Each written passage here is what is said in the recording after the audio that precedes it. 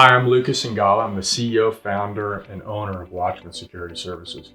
I'm going to be talking to you about 4 things to consider when choosing a fire alarm provider. Number 1, does the company design build? Do they design a system and then can they go build the system? And what that means is, do they understand all the local codes, the jurisdictions? Every city has their own little local nuance about it. So does the company understand those nuances, and can they serve you as a company to make sure that things are done right, things are on time, things aren't getting held up? They're a professional company, they understand all that, and they have people on staff that can support that.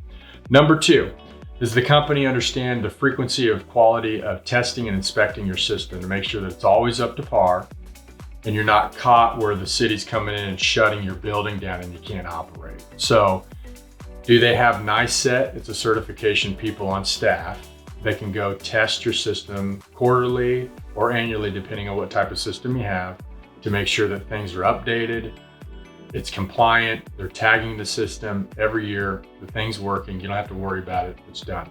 Number 3, commercial construction process. Do they understand timelines? Do they understand construction timelines?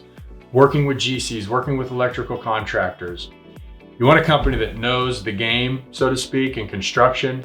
That way we're coming in on time, on budget, or under budget, so that it doesn't cost more for your project and more to you ultimately and the people involved in the project.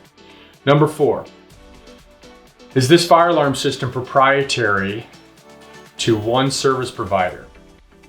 We see that a lot.